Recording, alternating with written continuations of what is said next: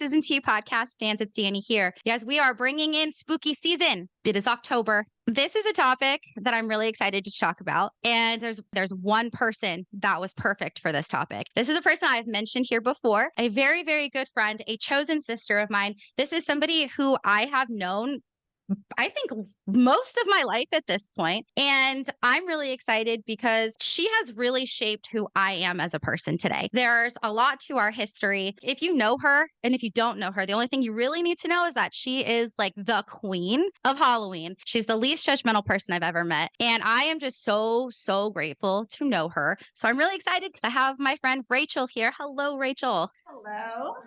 How are you? Good. I am so excited that you were willing to come on here because let me tell you, I was so excited. We've kind of talked about this on and off for like a couple of years that this would be something that'd be cool to do. I'm excited that you were so willing to come here. I know we have been talking about it for some time. Like I remember when you first brought up the idea to me of you doing a podcast, and now you're here and you're doing it, and then you brought up the idea of talking about the Salem Witch Trials for Halloween, which I just love, and I'm so honored that you thought of me to do it. So I'm happy to be here. We're here to talk about the Salem Witch Trials. And before we started recording, we were kind of talking about how this topic is so important because it really does tie into a lot of the topics that we talk about here. Toxic relationships, abusers, cults, people who use fear to cause basically the majority of people to not trust themselves and to not trust others. And this really shaped a lot of the modern day cults that we have today. In fact, so many of the things that I was researching with the Salem Witch Trials, there's a modern day version of that, and it's relevant to worldwide. It's relevant to Brit Worldwide, URA, LTD, all of the different Amway lines of affiliation. Also, all the other MLMs who are causing this whole new fear into people to, quote, need their organization. So that's why I felt like this was so important. Also, Rachel, you yourself are a Wiccan, and this topic is so passionate for you. What did your journey look like getting into Wicca, and why do you feel like it's so important that we keep this conversation going? So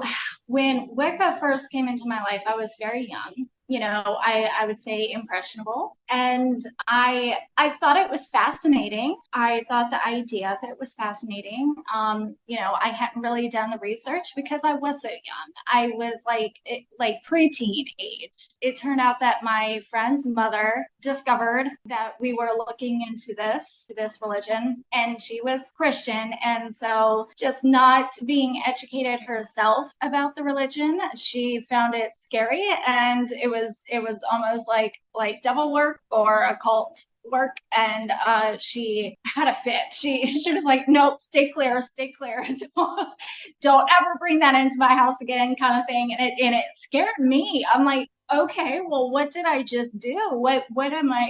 What's wrong with this? And I never understood. But being a child, I, did what adults told me to do. So I left it alone. I never thought about it again. And then in my 20s, came back around to it and did my own research finally.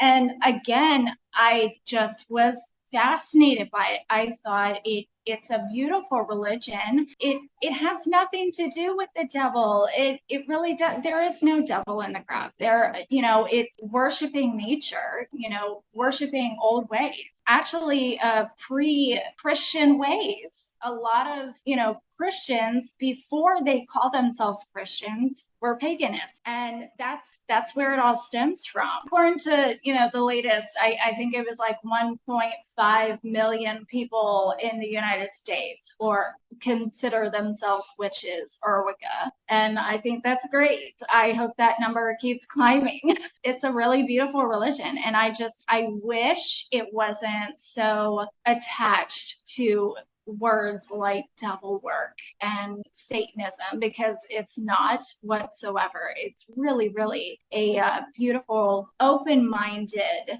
religion. Yeah. Which is like it's so stigmatized. And I don't feel like that stigmatization should continue. It is unfortunate that there are people who are still viewed the same way they were in 1692, even though it's 2023, which is Right. crazy to me. And so, kind of like you were talking about, that it predates Christianity. So, why is it that maybe during a time like 1692, why was paganism viewed so negatively? They had their own idea of what the Bible said, and they stuck with that, and they refused any other idea of what certain scriptures or ideas could possibly mean other than what they stood firm on. Yeah, because during that time too, I mean, religion held such it was their lives. That was the reason why they did everything, because they were people who, they spread themselves out to spread their religion, because the ways that other people were not believing was wrong. They had to transform these people into God-fearing people. I mean, we still, like we talked about, we still have that today, where, we have to believe that there's evil people, and these people who are considered evil are innocent people. They just have a different viewpoint than what we have. It's just different. And we've always, as a society, viewed different as evil or bad. And that is what caused this legal mass murder to happen. Yeah, I mean the Puritans, they moved to Salem Village in hopes of finding this new Jerusalem. At that time, Salem Village was on basically the outskirts of like the wilderness, and the wilderness was scary to them, this unknown thing. So they moved there intending to bring the word of God there, to make a new sanctuary and bring peace to the wilderness. Yet Samuel Paris, he had his conviction of spreading his word, hellfire and brimstone sermons. I mean, of course, talk like that 8 hours a day, spending hours and hours in church on Sunday and then going home and studying the Bible even more. Of course, that kind of talk around the clock is going to put ideas in your head. And the children at that time, they weren't allowed to play. There was no light in their life. They had to be so strict and work and pray, and that was it. That was their life. And so all of that talk, you can imagine the influence that it would play on a young person's mind. And honestly, that's where it all started. That's where it all happened, was from a young girl's imagination running wild. Right, because it all started with what, two girls, right? And it all started because they were having these unknown, what do they call them, fits, right? Just this, what I would imagine would be depicted in a movie as like possession. Possession. Yes, yeah.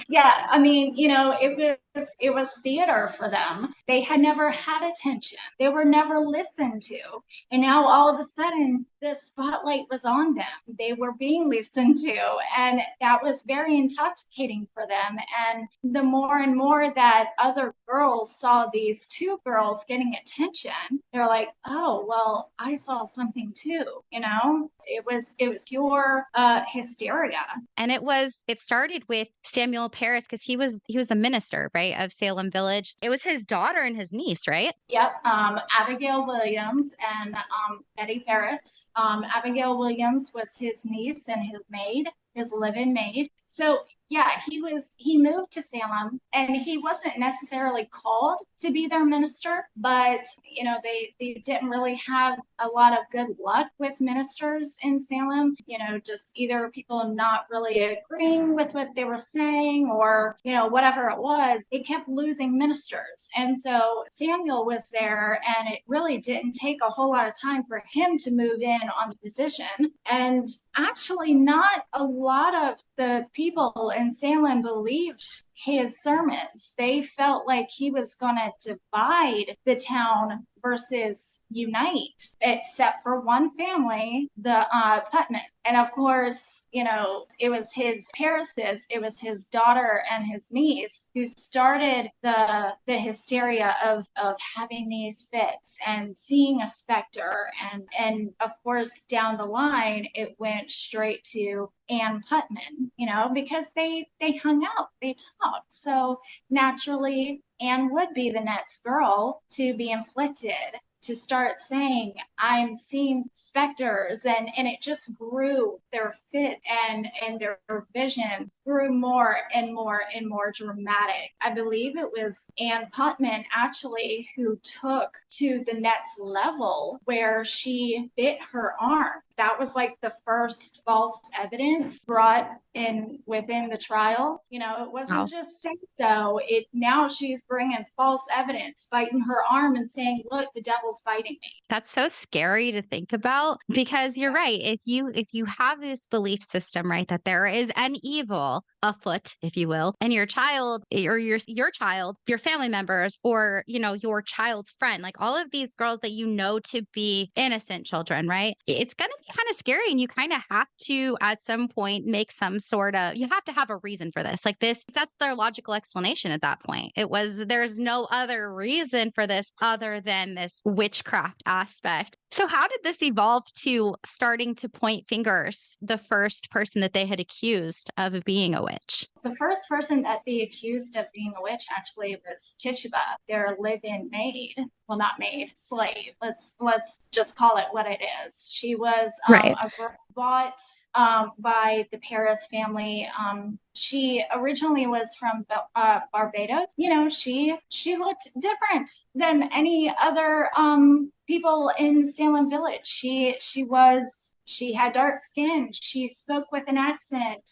She believed and followed different things. Even in Barbados, where she lived, where she came from, they used magic. They used folklore and voodoo within their daily lives. It wasn't bad to them. So when the girls were showing these symptoms of being bewitched, she decided to take it upon herself and try and help the girls by making what she called a witch cake. So what that is she took rye meal and the inflicted girls' urine. So she would take Abigail and Betty's urine, mix it into the rye meal, and make it into a paste. Turn it into like a little biscuit or cupcake, and you feed it to the dog. And what that would do, they believed in two different ways that this would help. Either the dog would take the bewitchment into itself and relieve the girls of their bewitchment, or they believed that there was this correlation, this connection between the bewitcher and the bewitched. So if you take that bewitchment and have a dog chew on it, then the bewitcher would feel that and then release the girls of their afflictions. She wasn't able to do that because she was caught. Paris caught her making the witch cake, and what he called it using the devil to stop the devil. So to him, it was just even more witchcraft. And that to him solidified, okay, well, the girls are saying that you're hurting them, that you're a witch. And now I see you making this witch cake in my house. So, it went from that and went on to more and more people. It was the perfect storm. I mean, they had their scapegoat. It was the very obvious person who would have been the scapegoat during this time. And you had somebody who was quite literally just trying to help. And from what I understand too, is that she was somebody that the girls were around a lot because she was their slave. And from what I understand too, is that the girls were very close with her and that she would tell them stories and they were around her a lot. But because they had to blame somebody, that she would be the very obvious first person to start blaming. Right. And what actually started it is because the girls played a game. It was called the Venus class back then, which is basically like tea leaf reading. Back in their day, you would take water in a bowl and then crack an egg over it, and the egg white would fall into the water and then make a shape. And what they claimed to see was a coffin. And, you know, spending all of their life listening to this hellfire and brimstone sermon all day, every day, especially in their family, with Paris being the head minister of Salem Village. You know, when they were done with church, they came home and went to church. So hearing this nonstop and then seeing this coffin, it terrified the girls. You know, I can imagine that it might have actually started off with real fear, but you can't go to Mr. Paris and say, hey, I did this and now I'm scared, you know, because then they Right. would be right. So who would be the obvious person to blame? And I can't imagine the hurt that Tituba must have felt. You know, she spent her life raising these girls and taking care of them and feeding them and you know, getting them dressed and doing every single thing for them, and then they do this to her. You know, it's a wonder why she handled it the way that she did. I mean, if I were her, I can't imagine what I would have done. But you know, she didn't blame the girls. She just did what she needed to do to survive. And unfortunately, that at that time was to say that someone else was the witch. And that's Yeah. how, you know, Sarah Good and Sarah Osmond came into the picture. And so it was those three women, Tituba, Sarah Osborne, and Sarah Good, that started the witch trials. Right. You know, what's funny is I think about this game, right? That was by all accounts innocent, right? It was this folklore that, oh, if I do this, I'm gonna see my future. It's so funny because I think of MASH. Do you remember MASH? Like with the circle? Like I think of that same thing and you know, the way that we're supposed to tell our future. Like it was just innocent and fun and like it was something that we did as kids, but that is what they probably would have considered evil and demonic. Exactly, exactly. You know, it's funny the things that we do every single day in our lives that they probably would have considered witchcraft or you know, devil's work. Even us, you know, singing happy birthday and then blowing out a candle to make a wish, that would have been devil's work in their day. You know, you're chanting and then blowing out a candle and making a wish to an unseen entity. That would have been devil work to them. Yeah. It is interesting when you think you're right. There's a lot of things that we that in modern day to them would be like you said, demonic, that's devil's work that you like I mean, there's still even a lot of people who have this. At least when I was a kid, I remember having friends whose parents like it was such a culture shock because even though I was raised with a faith, my parents, especially my dad, never pushed it on me. And I had friends who weren't allowed to watch Harry Potter because of witchcraft. I thought it was the craziest thing. I was like, what are you talking about? Like this movie, like it's not real. It is purely just a figment of somebody's imagination that was brought to life in a movie, like in a book, or like all of Tolkien's work. Like all of it would have been considered witchcraft. And it's so crazy. All of this was started by the fear mongering that was put into these people. Like you said, 8 hours plus a day. And how else are you, when you have like a genuine fear of something and you start hearing that it's coming closer and closer to you, I can see how some of the Puritans who maybe had the best of intentions had heard this. And because they were so brainwashed, of course they're going to believe it. They're like, oh, I've been told that this was going to happen. I've been told that we're trying to prevent this. And now it's coming into our community. We Yeah. like that is horrifying. Right, it is. It really, it's radicalism and hysteria, which turn into just tragedy. Right. So as this is unfolding, right? There's so much that goes into all of this. And more people are starting to be accused. And how did that kind of progress? And I know some of their speculation, or I think there's even like the guy Cotton Mathers, he wrote about this, and it was talking and depicting the fact that people were accusing people that they had beef with. Yes, essentially, if you had wronged those girls in any way, this is how they got their revenge in a way, which is horrifying. It's so horrifying. I mean, it honestly, it reminds me of you know the movie The Mist, and the woman in the movie, I can't think of her names. Miss I can't think of her name right now, I but can see her face, but yeah, I know who you're talking about. the way that she is a radicalist in herself. She lives and breathes the scripture, and that's all she does is speak it to everyone that's around her, right? So now this terrifying thing is happening, and her word almost infects one person after the next, and it just spreads throughout their group. And it turned, and they ended up murdering for her, for her word of God. And that's exactly what happened in Salem.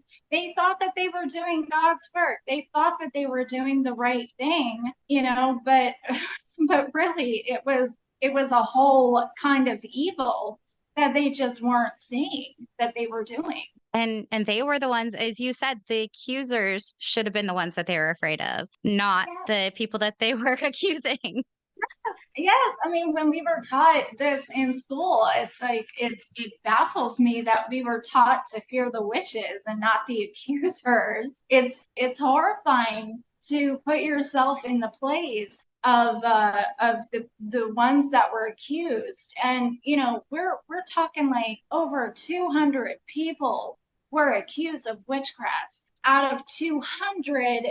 You know, 20 is a small number, but it happened so fast. It happened within, it started in January when the girls played their fortune teller game, and then it kind of ended, you know, at the end of the year. Claiming that people were witches started happening in March, and then the first three that were executed happened on July 19th, and then another hanging happened August 19th, and then another round of hanging happened September 22nd. After that, the whole allure and frenzy of it all kind of lost its fire. You know, it kind of died down a little bit. You know, Yeah. people, you know, like people, so many people were accused that now people who were on the committee, the judges, their wives were now being accused. And that's actually what stopped it all. Was one of the governors, his wife was accused, and he's like, no, we're not going there, we're not doing this. So it's over. That's what stopped it. Is it took for the wrong people to be named. You know, we're gonna knock this off. But it's sad that so many lives were lost. And so many prominent people, like you had said, these were their own people who were having the same beliefs that they were. I think that your explanation of Sarah Good's story is, like, you put it really well, because hers is really sad, because even her daughter, her 4-year-old daughter, was accused of being a witch. Yeah, I know. It's insane. It's so Sarah Good, she was a widowed, poor woman, had, you know, not a dime in her pocket. You know, she was just clothed in rags. She had nothing on her back, nothing to give. And, you know, so she had to beg for her livelihood. She depended on her neighbors and her community to give her what she needed to keep her daughter and herself alive. And one day she knocked on the wrong person's door, which of course was Samuel Paris, knocked on his door asking for help. And his reply was, well, I haven't seen you in church. And, you know, she's standing there begging him in rags, and that's her explanation. She says, well, I have nothing to wear to church. And that should have been understandable. But to him, there was just no excuse. So he denied her. Turned her away, and as she turned, she muttered something under her breath, which was probably just something to her daughter in the way of like, okay, let's go, or you know, let's ask this person, or something like that, something completely innocent. But to him, because of what was already happening in his household, he was paranoid and on the alert. And so when she muttered under her breath, he assumed that she was putting a curse on him. And that, so now she must be a witch. And it just like little things like that set off the fire. Her story is sad. It's really sad to think that there was one person who just needed support. And because she was upset and said something under her breath, all of a sudden she is a witch. Yeah. And not only did it impact her, it impacted her child. And her child was not murdered as a result though, right? No, she wasn't. She did sadly lose a child though. She went to prison pregnant, and she ended up having her baby in prison. And because of, the horrendous conditions of the prison, her baby did die. Not the daughter who was accused. Yeah. So how did this go from 3 people who were accused to, what did you say, almost 200? Yeah, almost 200 were accused. It started off with Tituba, who, in order to save her own life, it went on to Sarah Osborne and Sarah Good. It was the girls, because of the attention that they were getting from the townspeople. They had never been allowed to really speak, let alone be theatrical and play. And that's essentially what they were doing. They were just for the first time being able to just play.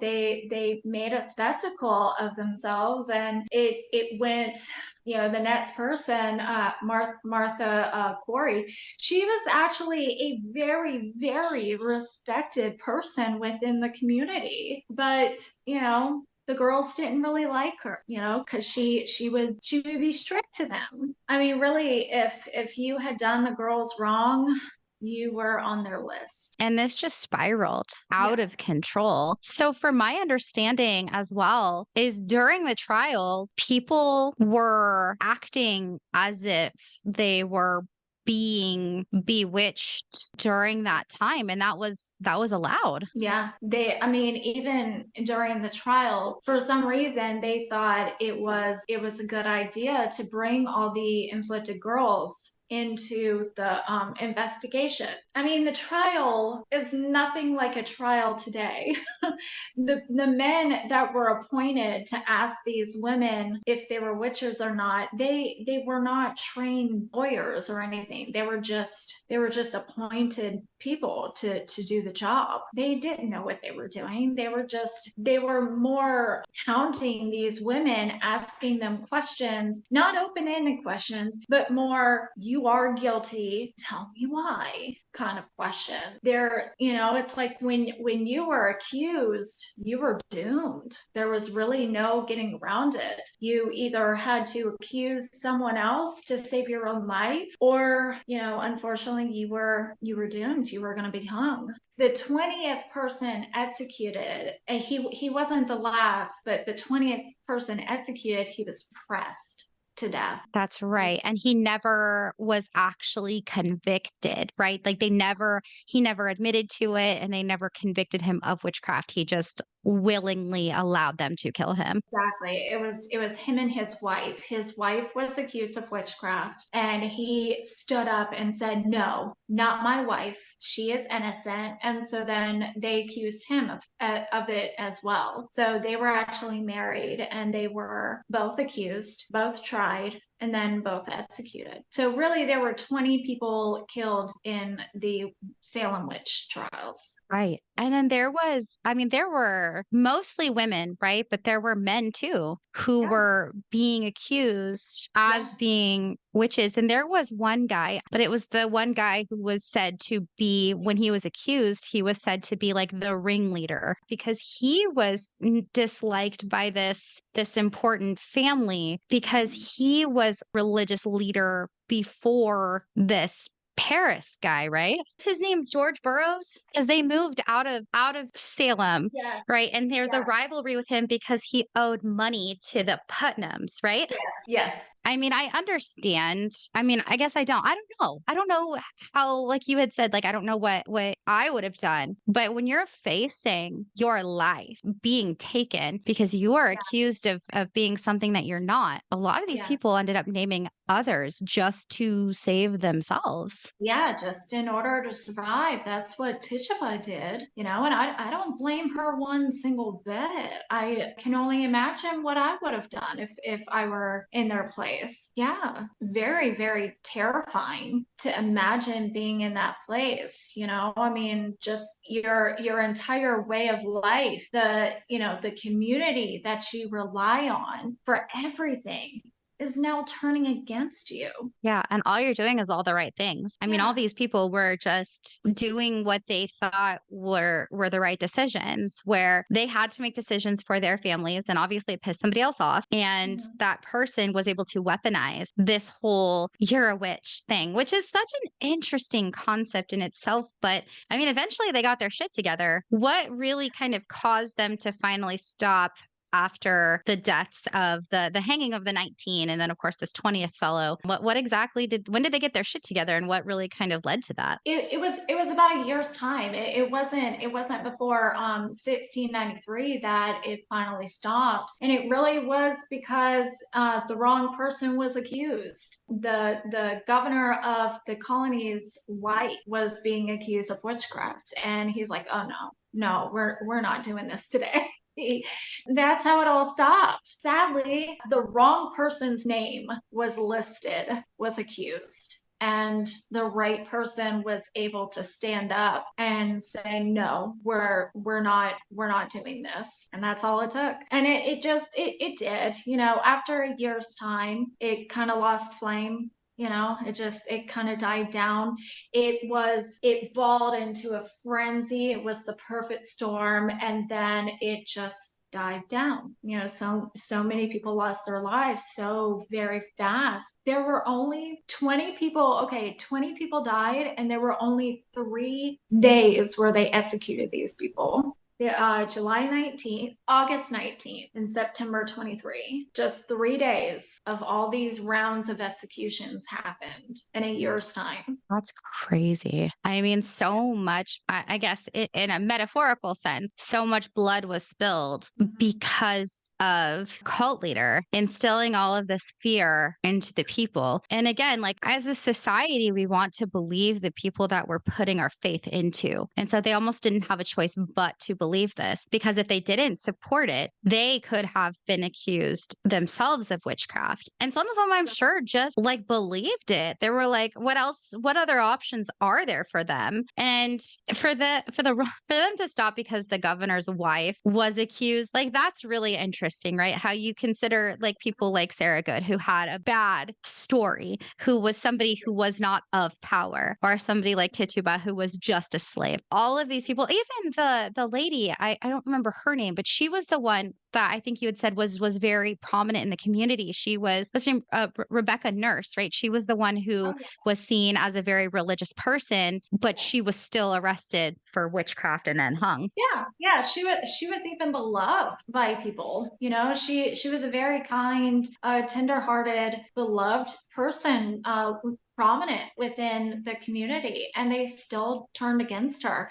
She was flabbergasted that this was actually happening to her, of all people, to her. And it really kind of, from her on, that was when I feel like the story really took a turn for the worse, because, yeah, like I said, she was so beloved. And if it could happen to her, I Not to mean, anybody. right? Yeah. So the paranoia that just went through everybody in Salem Village, there was no telling who was going to be named next. It could be anybody, it could be you. So, this mob mentality really did grow with the hangings. If you didn't show your passion for what was happening, excitement for the evil to be killed off, then, well, why aren't you happy about this? Why are you saying that this shouldn't happen? Then so easily the finger could be turned on you. It turned into like this mom mentality, and it's almost in a way understandable, because again, they were just trying to save their own lives. Yeah, which is You know? devastating. Which this whole event shaped so much of our society and the way that we still have these modern day, like we talked about before, like the modern day witch hunt. You know, there's Yeah. still that mob mentality against things that are different, that, oh, this person is different, they are this negative connotation to who they are. I think we use the example of the slur terrorists. Like, there's a lot of people who are just being different, whether they have a different appearance, a different skin tone, a different faith, a different clothing style. Like, those are all things that are used the same way and weaponized the same way this was, to be a modern day witch hunt. And they're just innocent people who are just culturally different. Absolutely. Absolutely. And,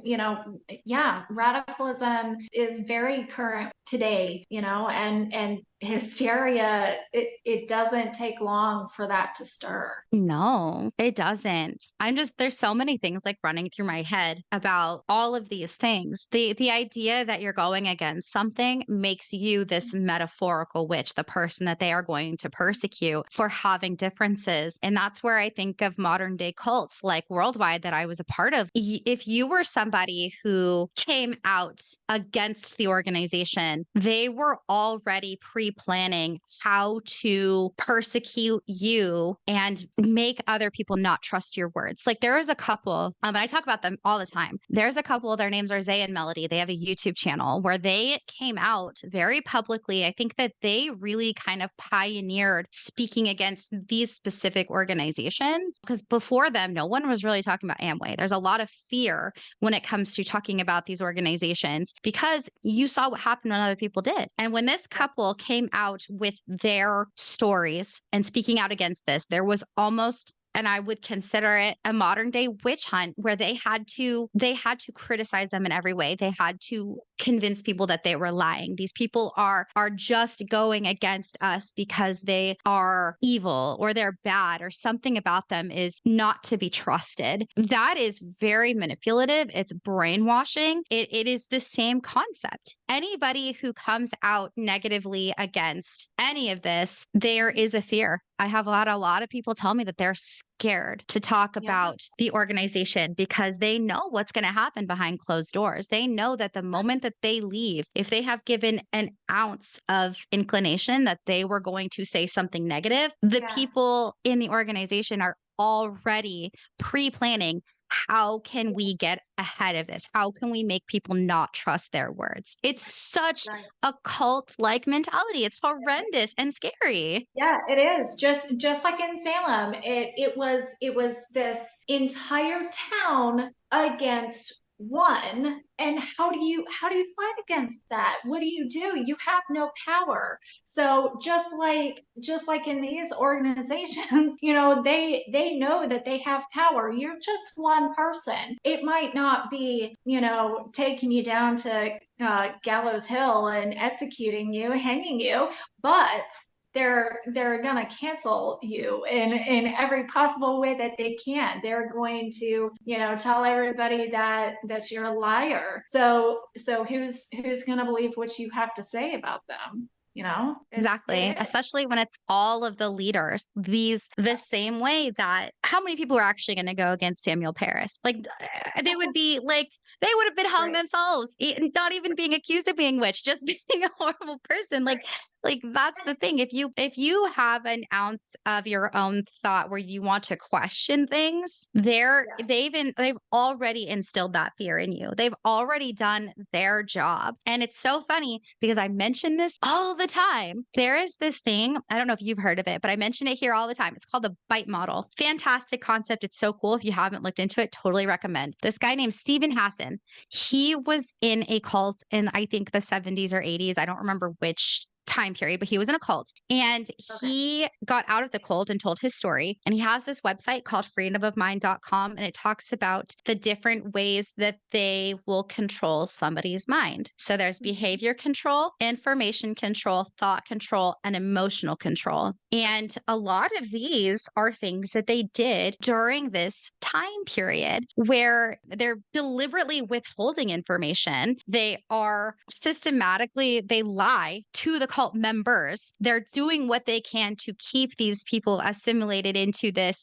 group mentality. They offer distorted information. This is all just the information control aspect. So another one that's mentioned is minimize or discourage access to non-cult sources of information. So I could imagine in that time period, it was you can't have books about these things. Whereas in this like Nexium, they did this in Worldwide, they do this where they're encouraging you not to be on the internet, not to watch TV, not to listen to the radio, not read books that are not specific to their book list, or listening and in having that input of media that's not specific to theirs. And they do this in a very cunning way where they're telling you you're not going to be successful if you follow these outside sources. It's so manipulative. And then they have things like behavior control, where they regulate individuals, their physical reality. So, for example, for us, they would make us feel that our lives were so bad that we needed them. Same way as I'm sure Samuel Paris made people feel.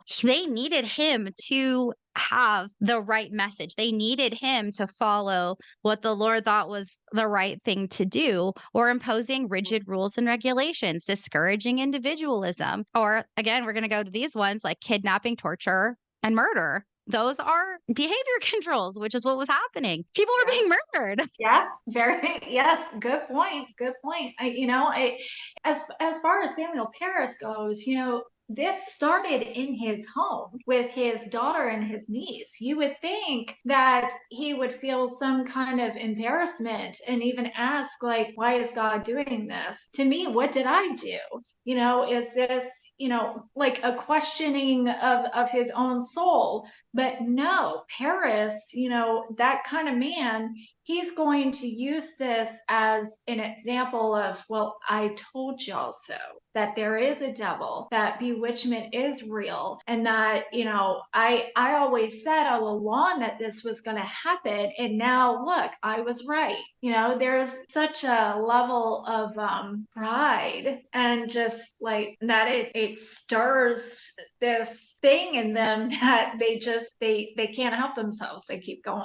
Right. And it's scary, but it's true. And you're right. He used it in a way that was so, yeah. What's funny is that connected something in my head. That connected a couple of dots. And again, it's just in reference to this stupid organization. So there's this guy. I talk about him a lot. Anybody who knows, they know we call him the crown guy because that's his quote title of leadership or whatever. And he preaches such a homophobic message. They all do. In fact, there are leaked messages that have come out about these leaders who will not sponsor people into business because they're gay, and like equating it to stealing somehow. It's horrific, dude. It's bad. But if anybody's heard this leaked, Kate, like you guys know, this is real stuff that happens in the organization. Well, I have recently uncovered some information. Somebody had told this to me, but I wanted to do my own research just to ensure that I had whatever information I needed to back up what I'm going to say. So I know as of right now, people who have left this organization 3 months ago were in for 2 whole years, did not know this man had a daughter. He does not talk about his daughter. And I think allegedly this is because she is married to a woman and it happened in his own home. How is he going to use this to be able to continue manipulating people? And it immediately thought about that this is a message that he preaches that happened in his own home. And for him, in order to save his own, again, this is all my opinion, speculation, but in order to protect his viewpoints, he cannot talk about her. Like, yeah. It's scary. Yeah, very, very serious and sad.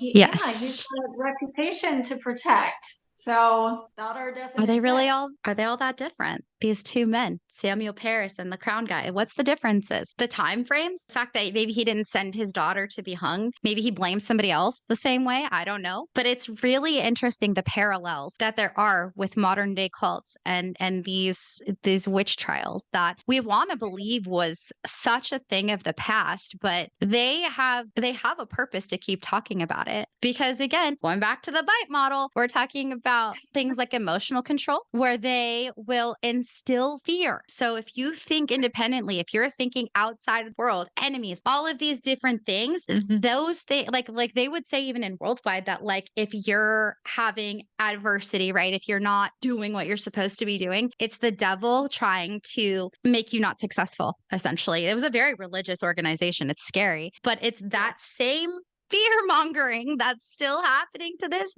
day. Mind control. Yeah. I mean, history will repeat itself, right? It's all the same kind of evil, just different names, different time. Yeah. Wow. It's so crazy kind of going through all of this, and how has this event shaped how you view the world now, especially as somebody who is a self-proclaimed modern day witch? I mean, I've always felt so much empathy for outcasted people, for the bullied, the underdog, or whatever term you want to use for it, the person that looks different or thinks different or believes, whatever, different sexuality. I've always tried to acknowledge those people, because I've always felt I was bullied in school, of course, like who wasn't? But it wasn't until my 30s that I finally felt this contentment within myself. And it's sad, but some people never find that, so Yeah. just a understanding and acknowledgement that that this happens, that it's not just a thing of 1692. It still goes on in this world today. Yeah, no, that's so true. And I think you're right. I think it's really important that we recognize that there were innocent people who were murdered. And they were, people who quite literally were just living their lives. They just maybe rubbed somebody the wrong way. They didn't do anything wrong. A lot of the women and men that were executed, they were Puritans. They believed in what Samuel Paris was preaching on, Sunday in church. They lived their lives the way that Samuel said that they should. The teenage and adolescent girls that were stirring all of this up, that caused all of this, if you looked at them the wrong way or said something too stern to them, then you were the next named. And it's horrific, the turn of events that happened. Yeah. And the fact that there's still this aspect of Wicca and paganism that is still stigmatized. If there's one thing that you would want people to know in modern day about the misconceptions of this religion, what would it be? There is actually no devil in the craft. It's, just like when you go to church to worship whoever it is, whatever it is that you worship. I just happen to go outside and be in my front yard or my backyard, or take a walk to the woods. That's my church. And I mean, there's absolutely nothing wrong with that, right? I mean, I look up to the moon, I look up to the sun, I lay in the grass, and it's all very nature based. Like we were taught in kindergarten, the cardinal rule, right? Do unto others as others do unto you. I mean, that's like number one creeds in Wicca. Don't harm others. So I'm not going around hexing people or stirring potions and putting curses on people. I pick up a book. read up on it a little bit. It really isn't what a lot of people assume it to be, only because of the Salem witch trials and the ideas that have been passed on through time about the witches that were accused. We were taught to fear the witches, not the accusers, which I think should be the other way around. But even film, cinema, the pentagram that so many religions throughout history have used. Christians use the pentagram, the five-pointed star in the circle, to represent the crucifixion of Jesus. But we as Wiccans use it to represent earth, air, fire, water, and spirit as the top part of the star. There's, again, no devil in that. When you see it inverted upside down, just like an upside down cross, then that might have a little bit of a sinister meaning to it, but that's not Wicca. That's not in Wicca. Back to what I was saying about films and cinema. What was it? The Wolfman movie, where we first see the idea of like a pentacle being used in witchcraft as devil's work. That also stirs that fear mongering to people watching that film, like, ooh, a pentacle, that's scary. That's associated with something that it's just more fear mongering. It's been done with witchcraft and people who follow Wicca ever since 1692, and now today in film. Yeah, I immediately think of The Witch. Like that's the first movie that comes to Yeah, mind in modern day. The Black Phillip. I love that movie. That's such a cool movie. That But movie scared the shit out of me. yeah, again, it's more fear mongering. People watch that movie and think that it's real life. But it's just imaginary. Yeah. It's not real. It's entertainment. Yeah, which is true. And I mean we love a good horror movie, but you're right. There's so many things that are still to this day thought to be real when in reality it's just fake. It's just an urban legend at this point. And sure, it's derived from this time period. And I think nowadays a lot of people know that it's fake, but I still think that there are enough people who do believe that when you use the term witchcraft, there's some association to the devil, but there is no god or devil anywhere near there. It's the Yeah, elements. exactly. I don't worship the devil. He's not even in, I believe in light and dark, but I don't call it devil. So yeah, I just it's That's it's not a part of my belief system. So how can there be something that it doesn't even exist Yeah, raised in right. my Which is a good, I think, explanation. And I hope that somebody out there, if you had a negative connotation with any of this, that you kind of recognize that's kind of an archaic belief at this point. I think that it's very played out, very old school. It needs to change, in my opinion. But I really am grateful that we were able to go into such a heavy topic because it really is still relevant. I think it will always be relevant. And you're Right. talking about people whose stories deserve to be told. Like they don't get to speak today and say that I was accused of something and even just the people who were imprisoned, the people who did not die, all of them and they continued on life with a level of trauma that at the time, I mean, nobody was even talking. The word trauma probably didn't fucking exist at that point. But you're talking Yeah. about their whole outlook on life was different and it shaped who the rest of their line of generations would be. I mean, I read a book and I know that it's maybe some people don't believe in that aspect of science. I personally do. I think that generational trauma can be passed down genetically. And there are a lot of people who would still to this day feel some sort of impact because their family member experienced that during that time. Yeah. I mean, ask any Black person today who's one of their great grandmother or great father who was slave, that ancestral trauma is very, very real. It's a very real Yeah, thing. it is. And it Yeah. manifests in different ways too. Food scarcity during that time. That is passed down and through genetics, and it's passed down to people. You may not have lived it yourself. There is something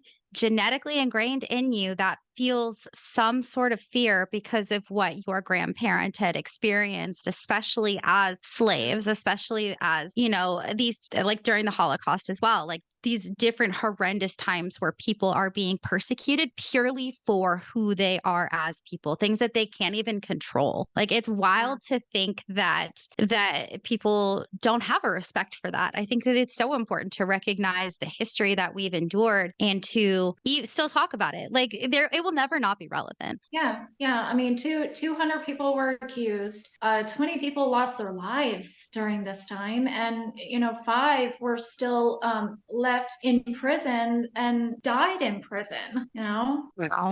So there's other lives that were lost that just listed with the executed that you more commonly know about. Yeah. I read There were that two actually dogs were executed too. I was literally about to say that. There was actually 2 dogs who were killed for witchcraft. Yes. Yep. Wow. Terrifying. Terrifying. That's crazy. That's Right? insane. Was one of them the dog that ate the witch cake? I actually don't know. I don't know. But I like, what the hell could a dog have done? Be called a witch. What on earth could a dog do? Or- Growled at Abigail Williams or something like that. And she's like, oh, I It's a don't know. I witch. can't imagine. Crazy. But you know what's funny is I think of that movie The Witch and I think of Black Phillip. Why wasn't it a dog? I don't see any goats that were accused of being witches. Just these two dogs. Like it's crazy that these animals were from what research I can see here is that the animals were suddenly sick or they were acting weird for no reason. And they were diagnosed as being bewitched. That was their diagnosis. Something was wrong. They probably ate something bad or some sort of illness at the time had actually afflicted them. But no, they were witches. Yeah, I mean, like there's science in that day. So when Anne Putnam was bewitched, when she started having her fits and saying that she was seeing specters, and she claimed that Martha Corey, the very, very respected gospel woman of Salem, her father actually asked her something kind of rational, which was surprising for that time period where a rationality was just rancid. Rancid. He asked her, well, what is she wearing right now? Do you see her? So what is she wearing? And Anne says, well, I'm being blinded by her. I can't see her. And so when they go Oh, to her house, right? Yeah. So when they go to her house to question her, she actually asked them, well, did you ask her what I was wearing? If she can apparently see me right now? And they told her, well, no, she's been blinded. And she kind of smirks like, well, don't you see how ridiculous this is? These are children playing make believe, basically. But no, they took that as something more sinister that, well, that's something that a witch would say. right, right. I know there are some theories as to what was actually going on. I know some of them have been debunked, some of them are controversial thoughts, but I know that one of Right. them was the fungus from the rye could have been Yeah. consumed through the rye bread, and that was ergot. It's the fungus that has like some Uh-huh. sort of like psychedelic, which would cause hallucinations. But from my Right. understanding, Yeah. they debunked that as some of Yeah. the fits that they were having were Mhm. beyond what these symptoms would have been. Yeah, I mean, and who knows? There very well could have been some kind of mental health thing going on with some of the girls, but I happen to believe that they were intoxicated by the attention that they were getting, and just like today, the influence of our peers, Yeah. that's I believe that they got a high off the fact that they were actually being listened to and looked at by by the adult, something that had never happened, And they had power. very, very powerful, especially for adolescent girls and teenagers. Yeah. Especially during that time, because I mean, there's a lot of misogyny that still happens, but in this time period, women were purely for breeding purposes. That's it. Yeah. Women had such a small role Oh, in yeah. society unless they were married to someone powerful. Like that would be the only real way that women had any sort of influence. But outside of that, these girls knew, I would imagine, what their fate was going to be as they grew older. They would have to get married, or they would just be they would be useless if they didn't get married, if they didn't have that. And that was their fate. And I can imagine if that's your thought process, especially during this time, especially when you have your head filled with all of these things, having an ounce of power probably held a lot of regard to them. Oh gosh, yeah. And it is. It's very, very understandable. It really is. I in a way, even though what they did was horrific and terrifying and resulted in so many deaths, they were just kids. They had no idea of what consequences would happen from their actions.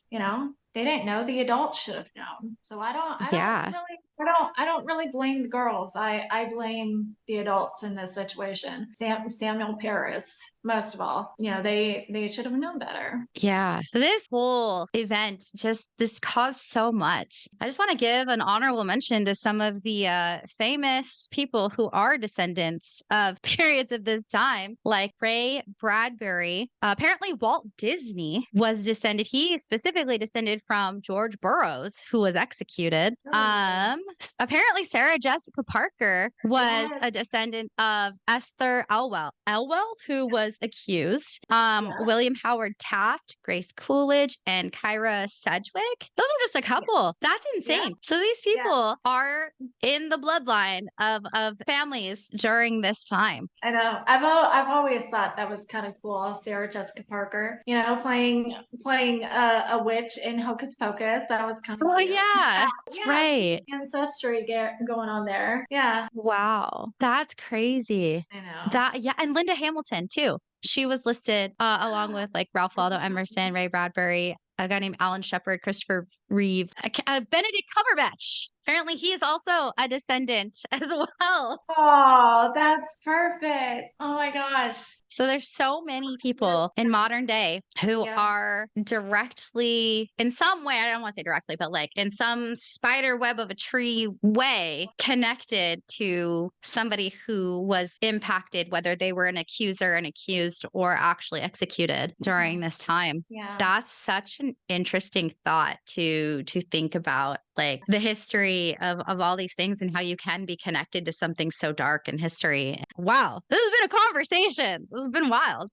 I would love that if I was actually a direct descendant from like one of the innocent lives from Salem. That would be cool. That would explain a lot, right? That would explain a lot about me. That would really explain so much. Yeah. Yeah. Wow. Well, thank you so much for coming and talking to us about this because, like I said, I don't think there's any better person that could have come on and had this conversation. But I feel like there's a piece of you too that really does deserve to be heard, especially when it's something that still to this day, so many people are stigmatizing for absolutely no reason. And I am so grateful for your time. Thank you so much. I'm so glad we finally did this. It was a lot of fun. Thank you. Yeah, it was a journey. It's a journey. If you are out there and you want to come have a conversation, I know a lot of my content is anti-MLM cult related, but you can come in and talk about trauma too. We have a lot of people who have come on and talked about their stories, and you can tell as much or as little as you want. I just want to be able to help you share your story on this platform. You guys have to follow me on xsandt.podcast on every platform. You guys can catch us on Spotify, all the places. I'm everywhere. How can we as a community help to support your message? Like I said, read a book. I think that's the simplest thing. Just read a book. Do your research and actually read about what Wicca actually is. Take a moment to learn about the history of the Salem Witch Trials and what really, really happened. And take a moment to remember the lives that were lost. They were innocent, and it's really a true tragedy what happened. Yeah. Yeah. Thank you so much. Again, I appreciate it. And we will catch everybody on the next episode.